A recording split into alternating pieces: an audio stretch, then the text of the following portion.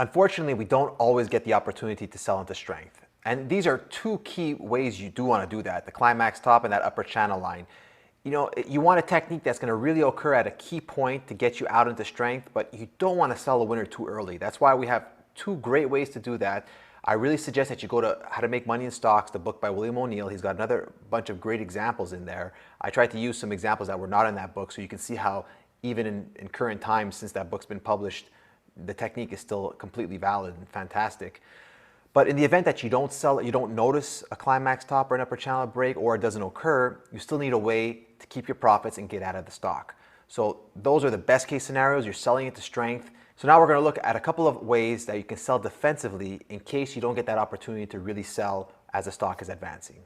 So the first tool we're going to look at is the 10-week moving average bad break. Essentially, this is a week where you close below that 10-week moving average, which is the red moving average here, with a real increase in volume, and you close significantly below it, and you close near the low end of your range traditionally. You can see here, most stocks when they advance, if you even go back and you look at other stocks in their accumulation phase, you'd be amazed at how well they really respect that 10-week moving average. Sometimes they can get below it. Maybe the average is, if the volume is low, that's not a reason to panic. You really want to see the average broken significantly with volume. And that's really what we get here after a substantial advance. This doesn't have to occur X number of months out of a base. If this happens, the stock may be breaking down and you have to react. The whole reason we have all of those time criteria with climax tops and channel lines is that you don't want to sell on the upside too soon. But if a stock is really breaking down significantly with volume, you really want to think about exiting the stock. And you can see here, we were 20% above average, and it was the biggest downside volume since the uptrend really began. So I mean, it doesn't have to be bigger than all of the up spikes in volume, but really if this is the biggest downside volume, that's rather significant. And not, you're 17% below your 10-week moving average. If it's just maybe 1% below the average, is not as significant. But if you see a significant break of the average and you close like you do here in the 18th percentile, really in the low end of the range, that's a significant sign that you need to exit. Now, do you have to sell it on Friday? As you see the week is closing, can you wait till Monday? I think it depends on how the stock is acting relative to the market. If the market's been very weak and the stock breaks at the last moment and you want to give it a little bit of time until Monday, that's fine as well. But I definitely wouldn't let the stock advance past the low of that week. So either you want to be selling on the Friday or you want to keep your stop at the low of the week. Typically, the volatility is picked up and that low of week can still be substantially lower, so you'll probably just sell on the Friday. That's typically what I do. But some people like to give the stock a little more breathing room. In that case, you want the low of the week to be your exit point. This is Netflix. So after we had that big breakdown in 2011 and 2012, Netflix went on to a major advance. And you'll see here on this entire advance, you never really had a significant break of the 10-week line with a big increase in volume.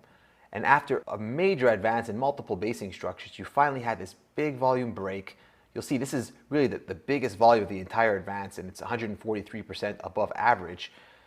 And so you really want to sell on the close or use the low of the week as your stop. It closes in the 29th percentile of the range, so really low in the range and 9% below the 10-week moving average. So if you didn't sell here on what looks like a bit of a climax situation or a bit of euphoria to the upside, you definitely want to be exiting as you break here. And it's a little bit frustrating. Sometimes you see the stock will come back up, but eventually, this went much lower, and this was really a point you had to get out and keep your profit. This is Zscaler. And after this big drop here, this became a big winner again in 2020. Their focus is on cybersecurity. And you'll see we had a great advance off of this basing structure after the IPO initial consolidation phase. And we had a major advance. We respected the 10-week line on multiple occasions, and we finally had this big break below the 10-week line. It closed 12% below in the 13th percentile, so really low and in the range. And you have this real big volume surge. You see here, it's 70% above average and the biggest downside volume since the entire uptrend began. So really it was a significant week and you have to pay attention. Kind of frustrating here because you give back a lot of your gains. If you were trying to initially buy in this area here, you don't have a lot of gains left. But again, this is really an end of trend signal. And if you were a buyer early on in this trend, this is a point where you had to react and exit on the stock. And thankfully you did, because eventually you went much lower, much quicker. And what I like about this technique is it's really simple, and you want to have your tools be simple. There's enough things to watch. You have multiple stocks, there's the market, you're trying to figure out which are your leaders, which are your losers. And if your sell criteria is just too confusing or too overwhelming, you just won't know where to look. So this is a really simple tool. And if you want to look for that volume surge, you want to see a significant break, and you really want to see that there's something changing within the trend of that stock and that you need to exit. Now, if you didn't notice the stock breaking down through the 10-week moving average, it's important you still have a fail-safe. So whenever we're dealing with stocks, you always want to have a way to exit or a way to get in. You don't want to be relying only on one technique. So what if you're in a stock and you don't get a climax top, you don't get an upper channel line, you break below the 50-day moving average or the 10-week moving average, and the volume is just average?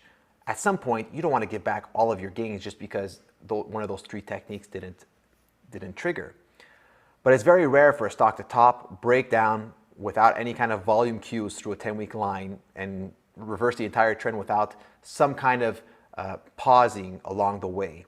And that's why I like to use also the Head and Shoulders top. This is really a last-ditch effort to exit the stock. I mean, I don't want to be using a Head and Shoulders top. If I'm using this, I've been in the stock for way too long and given back way too much of my profits. But everyone's character is different. Some people like to be very aggressive. I'm a little more on the aggressive side. I want to sell into strength, or I want to be out earlier. Some people like to really sit with their stocks. They really want to give the stock time to breathe. They don't want to overtrade. They don't want to be active traders. They want to be semi-active traders and basically catch a big winner and only sell it if they really think the trend has ended because they have a real good understanding of the company and they like the earnings numbers. So this is really, when this occurs, you really have to identify that something significant has happened and you have to exit the stock. So what are we looking at here in this case? Essentially, we've had our major advance and you have a Head and Shoulders top. So you have a peak on the left side. We have another peak that rounds out the head of this Head and Shoulders pattern. And what we have is usually a move below a 10-week line. And the key point is that you come back into the 10-week line, but it's a failure. You come back into the 10-week line and you quickly fall over and you break the prior low. So this essentially is a definition of a downtrend. You have a lower high and then you have lower lows. You're below your 10-week line, which is declining at this point here.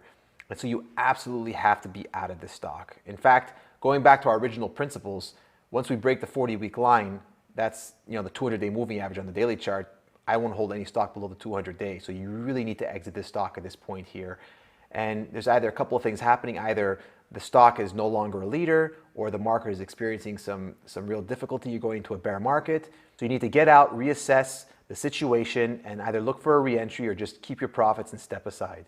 So this is a perfect example of why I like to have the Head and Shoulders tool in my toolbox. This is Chipotle Mexican Grill. We had a great advance here prior to the '08 crash. And we didn't get a climax top. We didn't really get an upper channel line break. And when we break this 10-week moving average, it happens on just a slight increase in volume. It wasn't huge. I mean, if you were looking at this, yes, it's a bad down week. It's a rather large range week. But you could easily have said, like, well, you know what? This is a big leader. The market's been weak. My stock is down, but on light volume. I'm going to give this some time to work out and see how this plays out.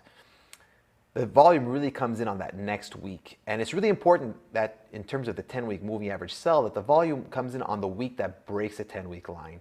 If volume comes in the week after, that's not necessarily as negative. It could just be the seller finishing up his buy. It's really, you want to see how that 10-week line breaks. That's important. That's really a key takeaway that William O'Neill always specified, as how that 10-week line breaks. And so here we broke with average volume. It wasn't anything terrible. So if that was your only sell technique, what do you do now, right? I mean, you're kind of just stuck with the stock that's falling apart and you don't know where to get out because you're below your 50.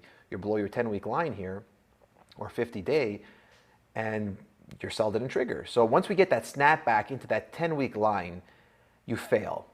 And as we roll over again and we break the prior low, your Head and Shoulders top is solidified and you have to exit that position.